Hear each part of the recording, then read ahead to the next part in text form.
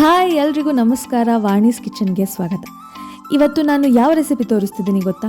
ನಮ್ಮ ಮನೇಲಿ ಯಾವಾಗಲೂ ಇಡ್ಲಿ ಮಾಡಿದಾಗ ಈ ತರಕಾರಿ ಗೊಜ್ಜುನ ನಾವು ಮಾಡ್ತೀವಿ.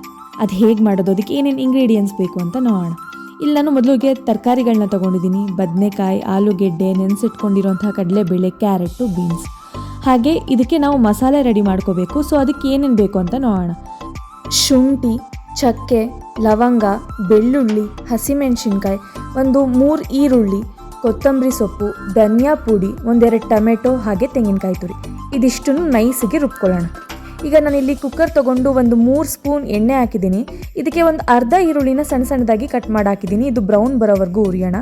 ಇದಾದ ಮೇಲೆ ನಾನು ಕಟ್ ಮಾಡಿಟ್ಕೊಂಡಿರೋಂತಹ ತರಕಾರಿಗಳನ್ನ ಹಾಕ್ತಿದ್ದೀನಿ. ಈಗಲೇ ಕಡಲೆಬೇಳೆ ಹಾಕೋದಕ್ಕೆ ಹೋಗಲ್ಲ ನಾನು.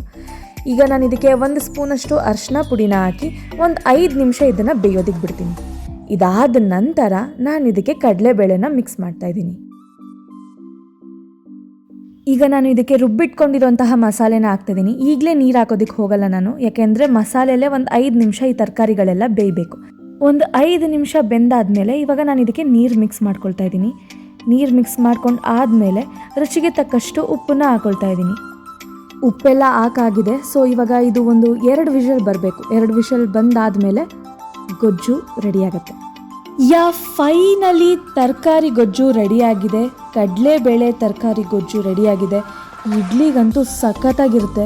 ಬರೀ ಇಡ್ಲಿಗೆ ಮಾತ್ರ ಅಲ್ಲ, ದೋಸೆ, ಚಪಾತಿ, ರೊಟ್ಟಿ, ಪೂರಿ, ಅನ್ನ ಎಲ್ಲದಕ್ಕೂ ಸಖತ್ತಾಗಿರುತ್ತೆ. ನೀವು ಇದನ್ನು ಮನೇಲಿ ಟ್ರೈ ಮಾಡಿ ಹೇಗೆ ಬಂತು ಅಂತ ನನಗೆ ಕಮೆಂಟ್ ಮಾಡೋದನ್ನು ಮಾತ್ರ ಮರಿಬೇಡಿ.